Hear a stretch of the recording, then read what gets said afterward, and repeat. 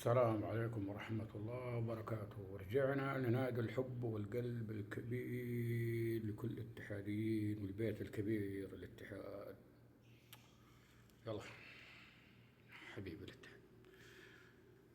آخر أخبار الاتحاد يقول لك الاتحاديين كونسوساو يرغب في لاعب مهاجم مواليد. ما يكفينا المواليد اللي عندنا والصغار اللي عندنا والغلمان اللي عندنا. استغفر الله العظيم، قلبنا نادي الاتحاد روضة أطفال.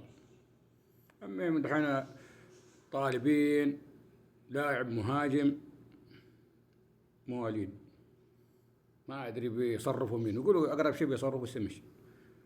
اللي امتحنونا قالوا لك هذا سمش بيغطي خانة عبد الإله العمري. لا حول ولا قوة إلا بالله. رامون بلانس ده بيجيب لنا العيد وبصدم بنا في جدار دي السنة. رامون بلانس ده استغفر الله العظيم كنا نمدح في السنة اللي راحت. دي السنة صراحة ما أدري من لعب في عقله. الرجال يسوي أشياء غريبة، والعصابة البرتغالية دي شكلها بتدمر النادي عندنا. الحين بيجيبوا لنا مهاجم برتغالي، مفهوم؟ لاعب مواليد صغير برتغالي أو لاعب برازيلي يلعب في الدوري البرتغالي. المهم أي شيء في البرتغال أو قريب له صلة بالسمسار حقهم اللي في البرتغال باين. جوبوا ب 70 مليون 50 مليون واضحكوا علينا وهم جايبينه حتى ب3 ريال سعودي ما يجي.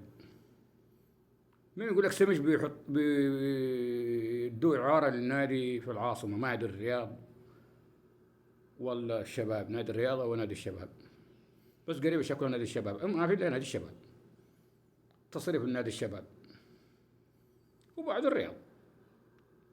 مو معقول النصر أو الهلال بياخذوا الرجيع اللي عندنا. نحن اللي ناخذ الرجيع من نادي الهلال. وكمان يقول لك نادي الاتحاد بيتعاقد مع اللاعب هوساوي لاعب نادي الخليج. صراحة والله لاعب موهوب، والخليج طالب عليه 90 مليون وضحكوا علينا الخليج 90 مليون. ورامون بلاس يقول لك 90 مليون ما ادري مظبطها مع نادي الخليج ومسؤولين الخليج. 90 مليون تضحكوا علينا انتم. اي الا 90 مليون.